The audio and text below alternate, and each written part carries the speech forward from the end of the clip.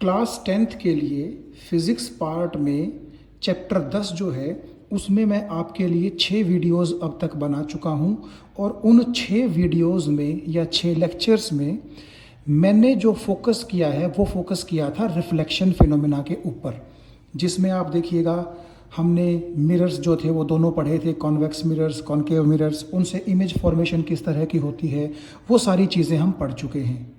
इस 7वें लेक्चर में हम आज करेंगे आपकी जो NCERT की बुक है उसमें जो एक्सरसाइज के क्वेश्चंस दे रखे हैं वो देखिए।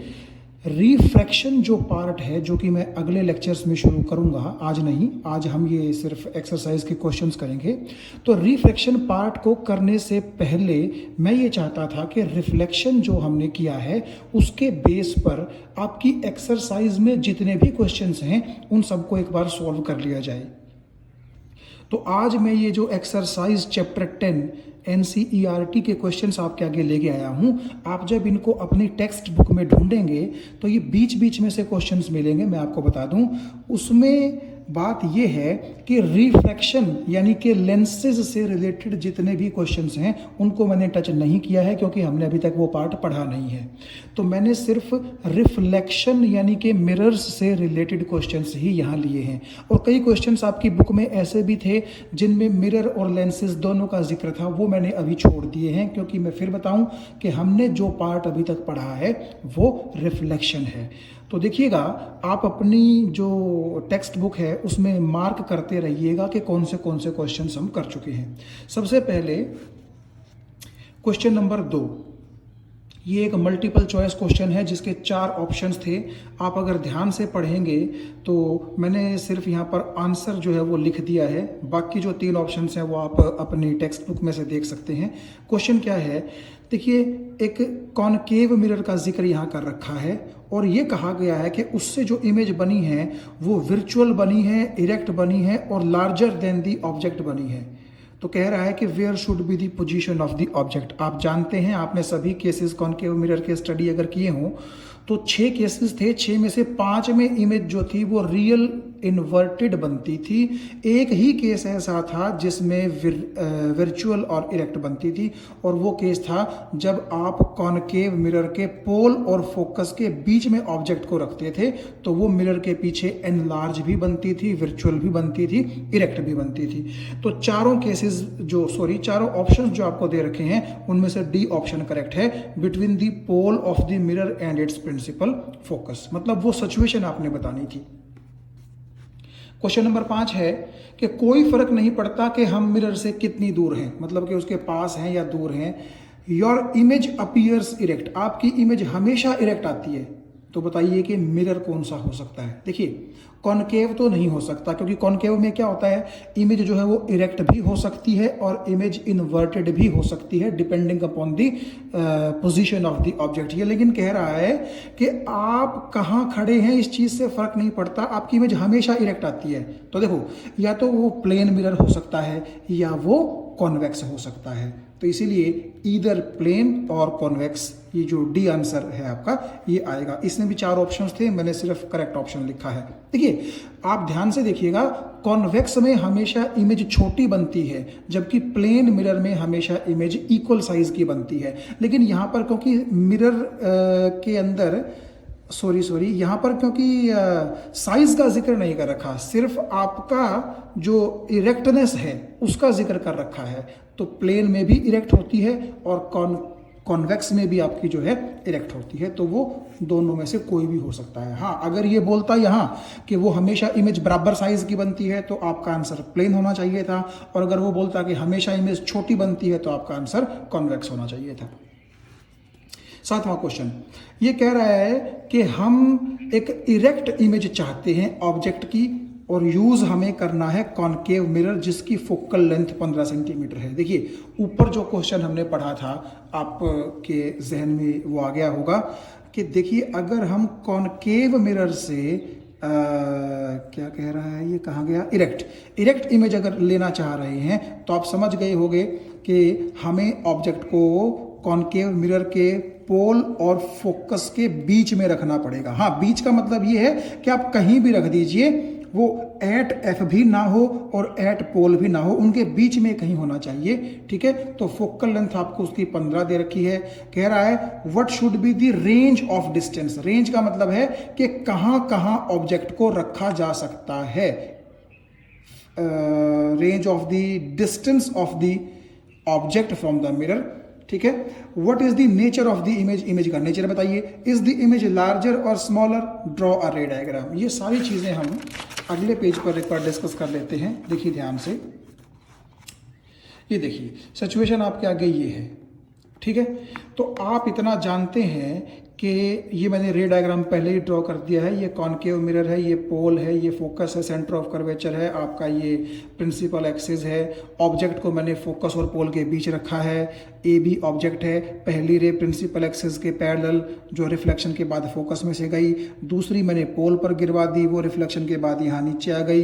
इस तरफ दोनों डाइवर्ज कर रही हैं, जब आप पीछे बढ़ाएंगे तो वो यहाँ मिल जाएंगे। तो आप यहाँ से जब परपेंडिकुलर ड्रॉ करेंगे तो ए प्राइम बी प्राइम आपकी इमेज बन जाएगी। ये सारी चीज़ें मैं आपको पहले बता चुका हूँ, आप समझते हैं। तो देखिए वो ये कह रहा है कि फोकल लेंथ जो इस कॉनकेव मिरर की है वो 15 सेंटीमीटर है। इसका मतलब है पोल से लेकर के और फोकस तक का डिस्टेंस आपका कितना है, 15 सेंटीमीटर। फोकस आप देखिएगा, ये रहा पोल, ये रहा, ये डिस्टेंस आपका 15 सेंटीमीटर है। तो आप ये देख सकते हैं कि जब पोल और फोकस के बीच में ऑब्जेक्ट होता है, बीच का मतलब चाहे आप यहाँ रखें, यहाँ रखें, यहाँ रखें, यहाँ रखें, यहाँ रखें, आपकी इमेज हमेशा मिरर के पीछे बनेगी, वर्चुअल बनेगी, इरेक्ट बनेगी, ठीक है, और लार्जर देन दी ऑब्जेक्ट बनेगी। तो कह रहा है रेंज ऑफ दी ऑब्जेक्ट कहाँ कहाँ रख सकते हैं हम। देखिए रेंज का मतलब क्या है, आप पी पर नहीं रख सकते, क्योंकि पी पर अगर आप रखेंगे तो एग्जैक्ट पी पर रखने की वजह से जो आपका ऑब्जेक्ट है वो आप रे को कहाँ पर जो है डालोगे, रिफ्लेक्टिंग सरफेस तो आपका इस तरफ हो जाएगा, ठीक है। तो एग्जैक्ट पी पर तो आप नहीं रख सकते, एग्जैक्ट एफ पर भी आप नहीं रख सकते, क्योंकि अगर आपने एग्जैक्ट ऑब्जेक्ट को एफ पर रखा तो आप जानते हैं कि अगर ऑब्जेक्ट एफ पर होगा तो ये दोनों लाइन पैरेलल हो जाएंगी और इमेज कहाँ बनेगी, इन्फिनिटी पर। तो इसका मतलब है कि आप ऑब्जेक्ट को 0 सेंटीमीटर से बड़ा, और क्योंकि ये फोकल लेंथ आपकी 15 है, इसका मतलब यहां तक 15 सेंटीमीटर है, तो 15 सेंटीमीटर से छोटा डिस्टेंस कोई भी चूज कर सकते हैं। इसीलिए मैंने लिखा है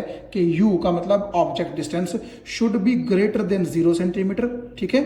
0 सेंटीमीटर का मतलब है कि जब आप मान लीजिए 1 सेंटीमीटर स्केल से इस तरह से मेजर करेंगे कि P पर 0 लाई करे तो नेचुरली F पर कौन आएगा, 15, क्योंकि 15 सेंटीमीटर का है ना हमारा ये गैप फोकल लेंथ, ठीक है।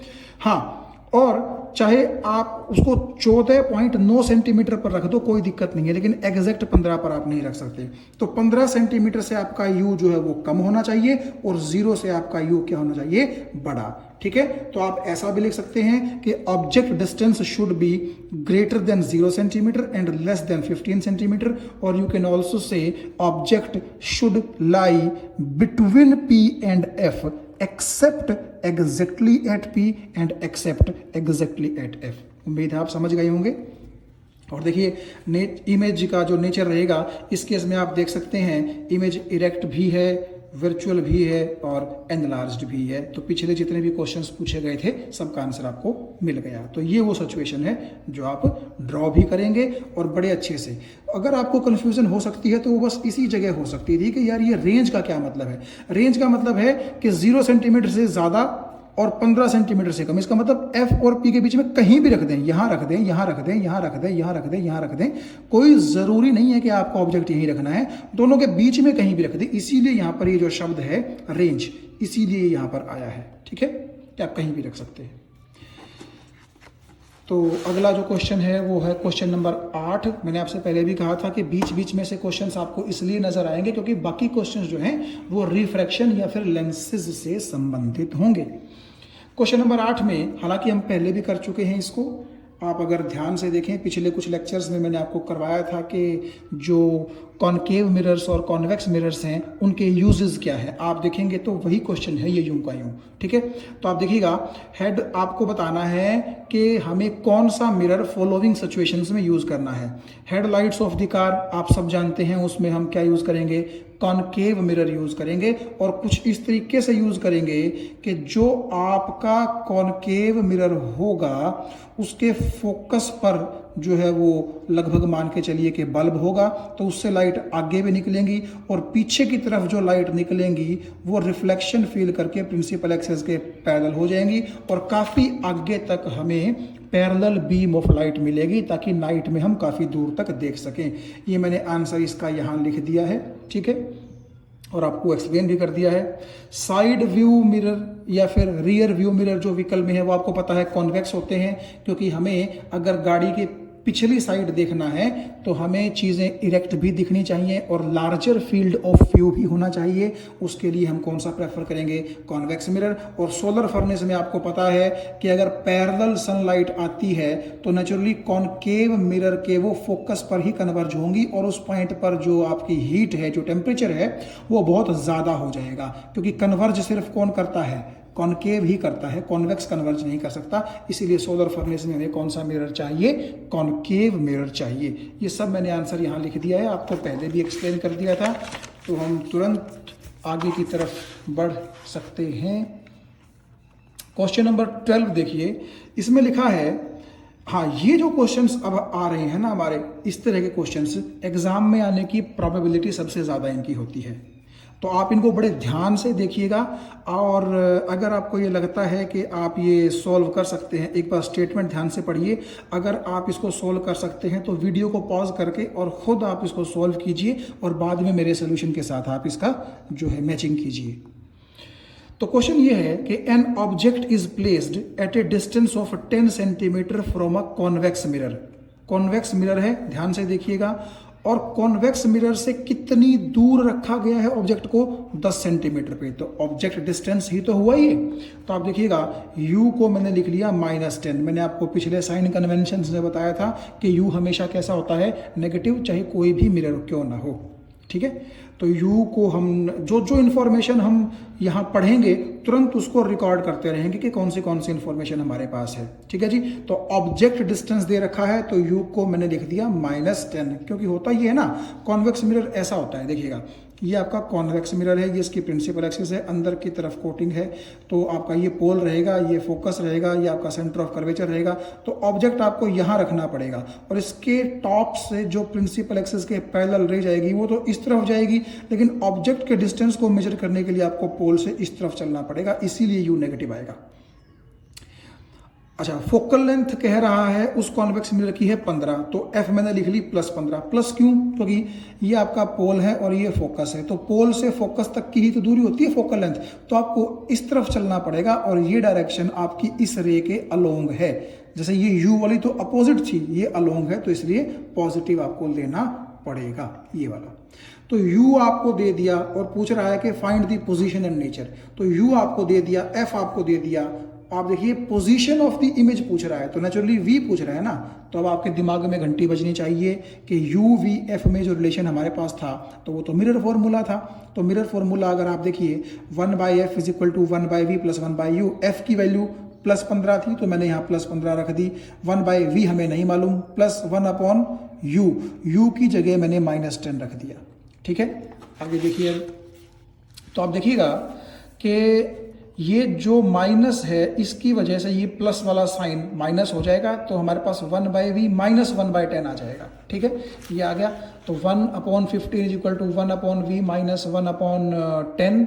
तो यहाँ से आप देखिएगा कि इस -1/10 को जब आप यहाँ लेके जाएंगे इस तरफ तो ये प्लस का बन जाएगा। एलसीएम लीजिए, मैं मान के चलता हूँ कि ये चीज़ आप सॉल्व कर लेंगे।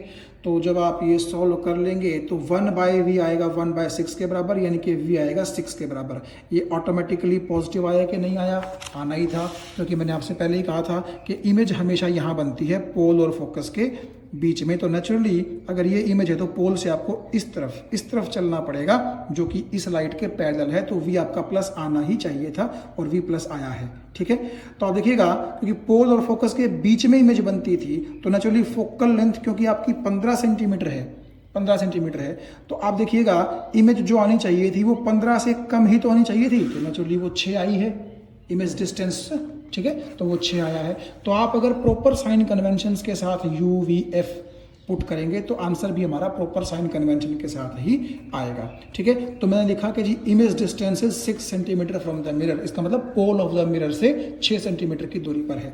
फिर वो जिक्र कर रहा था कि नेचर बताइए, तो मैंने मैग्निफिकेशन लिख लिया। मैग्निफिकेशन को मैंने आपको बताया था माइनस वी अपॉन यू के बराबर भी होता है, तो ये माइनस यूं का यूं रख लिया, v की जगह +6 रख दिया, u की जगह -10 रख दिया, पीछे आपने देखा ही था। तो इस माइनस से ये माइनस कैंसिल हो जाएगा, आपका +6 बचेगा ऊपर और 10 बचेगा नीचे, तो 6/10 0.6 प्लस का आ गया। और ये मैं आपको पहले बता चुका हूं कि अगर आपका मैग्निफिकेशन पॉजिटिव है, इसका मतलब ये है कि इमेज वर्चुअल और कैसी है, इरेक्ट है। क्योंकि देखिए इस फॉर्मूले के अकॉर्डिंग देखिएगा, HO तो हमेशा पॉजिटिव ही होता है, और HI का मतलब हाइट ऑफ द इमेज, अगर height of the image principal axis से ऊपर है यानी कि इरेक्ट है तो वो पॉजिटिव आएगी, और पॉजिटिव बटे पॉजिटिव आपका मैग्निफिकेशन भी कैसा आएगा, पॉजिटिव आएगा, जो कि इस केस में है। तो मैग्निफिकेशन पॉजिटिव होने का मतलब है कि आपकी HI पॉजिटिव है, यानी कि वो प्रिंसिपल एक्सिस से कहाँ है, ऊपर है, इसका मतलब है कि वो इरेक्ट होगी। और मैंने आपसे पहले कहा था कि जो इमेज इरेक्ट होगी वो पक्का वर्चुअल होगी ही होगी, आप पिछले केसेस में देख चुके हैं ये चीज़, ठीक है जी।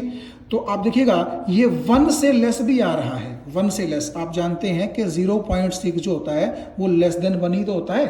तो आप देखिएगा अगर मैग्निफिकेशन लेस देन 1 है, इसका मतलब ये है कि आपकी इमेज और आपका ऑब्जेक्ट बराबर साइज के नहीं हैं, क्योंकि अगर दोनों बराबर साइज के होते तो कट कटा के बनाया जाता। तो अगर ऊपर वाली चीज छोटी है, नीचे वाली चीज बड़ी है, तभी तो रेशियो लेस देन 1 आ रहा है। इसका मतलब ये है कि आपकी इमेज जो है वो ऑब्जेक्ट के मुकाबले छोटी है। तो इसीलिए because m is positive so image is erect and virtual, and because m is less than 1 so image is diminished, छोटी साइज की है। तो ये उसका नेचर आ गया, इरेक्ट, वर्चुअल एंड डिमिनिश्ड। इस तरह से आप ये न्यूमेरिकल्स सॉल्व कर सकते हैं। मेनली अगर मैं आपको बताऊं, मिरर फॉर्मूला, m का ये वाला फॉर्मूला और m का ये वाला फॉर्मूला, ये 3 फॉर्मूलाज ही बड़े इंपॉर्टेंट हैं। चलिए आगे की तरफ चलते हैं। ये चीज़ हालांकि मैं आपको पहले भी करवा चुका हूं कि एक मैग्निफिकेशन प्लेन मिरर के द्वारा जो प्रोड्यूस की गई है वो +1 है। इसका मतलब पूछ रहा है बताइए क्या होगा। मैंने आपसे कहा था कि इस +1 में हम प्लस को अलग एनालाइज करेंगे और 1 को हम अलग एनालाइज करेंगे। 1 तो ये बता रहा है कि हाइट ऑफ इमेज और हाइट ऑफ ऑब्जेक्ट बराबर हैं। अब प्लस क्या बता रहा है, मैग्निफिकेशन। आप देखिए मैग्निफिकेशन होता है HI/HO, height of the image by height of object. तो HO तो पॉजिटिव होता ही होता है क्योंकि वो प्रिंसिपल एक्सिस से ऊपर है। अब अगर मैग्निफिकेशन पॉजिटिव है, इसका मतलब ये भी पॉजिटिव है। इसका मतलब है कि इमेज आपकी इरेक्ट भी है और इमेज आपकी वर्चुअल भी है। ये इंफॉर्मेशन यहां दे सकते हैं हम।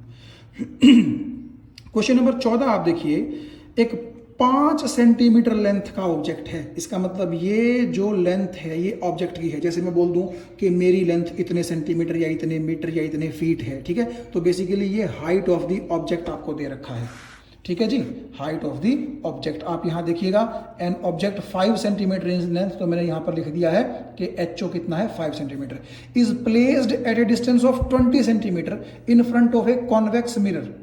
तो कॉन्वेक्स मिरर के सामने रखा गया है। इसका मतलब ये जो 20 सेंटीमीटर है ये क्या है, ये ऑब्जेक्ट डिस्टेंस है और ये हमेशा नेगेटिव होता है, तो U को मैंने लिख दिया -20। और ये कह रहा है कि कॉन्वेक्स मिरर की जो रेडियस ऑफ कर्वेचर है वो 30 है। देखिए अगर रेडियस ऑफ कर्वेचर दे रखी है 30, तो फोकल लेंथ हम आराम से निकाल सकते हैं। आप समझ गए होंगे, इसको डिवाइड बाय 2 करके। बोल रहा है position of the image, nature and size बताइए। तो देखिएगा आप यहाँ आप देखिए तो रेडियस ऑफ कर्वेचर प्लस आएगी 30, साइन कन्वेंशन से आप देख सकते हैं। कॉन्वेक्स मिरर है तो कॉन्वेक्स मिरर है तो आप देखिएगा प्लस ही आएगी, ठीक है। तो फोकल लेंथ आपके पास आ गई। तो मिरर फॉर्मूला है 1/f is equal to 1/v plus 1/u। तो v तो हमें जो है वो निकालनी है, हमें नहीं पता। f की जगह मैं रख दूंगा यहाँ +15, v यूं का यूं, प्लस 1/u की जगह मैंने रख दिया -20। इस प्लस को हम इस माइनस की वजह से माइनस कर देंगे और जब आप सोल्व कर लेंगे तो 1/v आएगा 7/60। तो v आ जाएगा आपका ये। तो ये भी प्लस है, ये भी देखिए आप प्लस है, ठीक है। तो ये आपका v आ गया। तो उसके बाद मैग्निफिकेशन जो होता है वो माइनस के v/u के बराबर होता है। तो ये माइनस का यहाँ माइनस एज इट इज मैंने रख लिया। v की वैल्यू जो कि +60/7 थी वो यहाँ पर मैंने लिख दी, ये प्लस रहेगी, ठीक है। और u जो है आपका u कहाँ गया, ये रहा -20, तो वो -20, इस माइनस से ये माइनस कैंसिल हो जाएगा, तो आपका मैग्नीफिकेशन यहाँ भी प्लस आएगा और आप निकाल सकते हैं कि मैग्नीफिकेशन आ गया आपका 3/7। और क्योंकि मैग्नीफिकेशन प्लस है तो बार बार बताने की ज़रूरत नहीं है कि इमेज इरेक्ट होगी और वर्चुअल होगी। और मैग्नीफिकेशन का एक और फॉर्मूला होता है, आप देखिए मैग्नीफिकेशन होती है HI/HO। तो HI तो हमें नहीं पता है, हाइट ऑफ इमेज, लेकिन HO हमें पता है। ये देखिएगा, ये 5 सेंटीमीटर दे रखी है, तो HO की जगह आप यहाँ +5 रखेंगे, +5, तो m इंटू HO, m है आपका 3/7 और HO है आपका, कहाँ गया भाई HO, है हाइट ऑफ द ऑब्जेक्ट, ये रहा 5। तो जब आप ये सॉल्व कर लेंगे तो 15/7 यानी कि 2.1 सेंटीमीटर आपकी हाइट ऑफ इमेज आ जाएगी, जो कि पूछ रखी थी। अब देखो हाइट ऑफ इमेज 2.1 है, हाइट ऑफ ऑब्जेक्ट 5 थी, तो नेचुरली इमेज छोटी बनी है ना, तो वो इरेक्ट भी है, वर्चुअल भी है और डिमिनिश्ड भी है। बड़े आसान न्यूमेरिकल्स हैं, आप आराम से इनको कर सकते हैं। तो आज का हमारा जो लास्ट न्यूमेरिकल है वो ये है कि एक ऑब्जेक्ट है 7 सेंटीमीटर उसका साइज है, इसका मतलब हाइट ऑफ द ऑब्जेक्ट कितनी हो गई 7 सेंटीमीटर। उसको कॉनकेव मिरर से 27 सेंटीमीटर दूर रखा गया, यानी कि u -27 आ गया, और उस कॉनकेव मिरर की फोकल लेंथ 18 सेंटीमीटर है, जो कि -18 आ गई। आप देख सकते हैं ध्यान से, कॉनकेव मिरर में क्या होगा, कॉनकेव मिरर कुछ ऐसा रहेगा, तो उसका फोकस इस तरफ होगा, सेंटर ऑफ कर्वेचर इस तरफ होगा, पोल इस तरफ होगा, और ऑब्जेक्ट को जब आप यहाँ रखेंगे तो इस रे ने तो जाना है इस तरफ, लेकिन फोकल लेंथ को मेजर करने के लिए आपको इस तरफ आना पड़ेगा, तो इसके अपोजिट है, तो इसलिए फोकल लेंथ नेगेटिव आएगी। फिर से वही पूछ रहा है। अच्छा, यहाँ पर एक थोड़ा सा देखिए लैंग्वेज में फर्क है, कह रहा है at what distance from the mirror should a screen be placed so that a sharp focused image can be obtained. यहाँ पर कई बच्चे कंफ्यूज हो जाते हैं। देखिए, इमेज जो होती है वो जहां बनेगी वहीं पर तो स्क्रीन रखने का फायदा है। स्क्रीन रखने का मतलब ये है कि वो इमेज जो है आप स्क्रीन के ऊपर लेंगे, तो नेचुरली जहां इमेज बनेगी स्क्रीन वहीं तो रखोगे, तो इनडायरेक्टली आपसे ये इमेज डिस्टेंस ही पूछ रहा है। क्योंकि अगर आप देखिएगा, मान लीजिए मैं कहता हूं कि इमेज बनेगी 50 सेंटीमीटर की दूरी पर, मान लीजिए इमेज कहां बनेगी 50 सेंटीमीटर की दूरी पर, तो नेचुरली आपको स्क्रीन भी कितनी दूरी पर रखनी पड़ेगी, 50 सेंटीमीटर की दूरी पर ही रखनी पड़ेगी। देखिए, जैसे आप सिनेमा घर में जाते हैं, आप मूवी देखते हैं, तो जो वाइट पर्दा होता है सिनेमा घर का, उसी के ऊपर तो इमेज चलती है फिल्म की। इस तरह से आप कुछ सोच सकते हैं कि जहां इमेज बनेगी वहीं स्क्रीन होगी, या जहां स्क्रीन रखी जाएगी उसी के ऊपर इमेज बनेगी। ठीक है, तो फिर ये ऊपर से पूछ रहा है कि साइज बताइए क्या होगा, नेचर क्या होगा इमेज का, वगैरह वगैरह।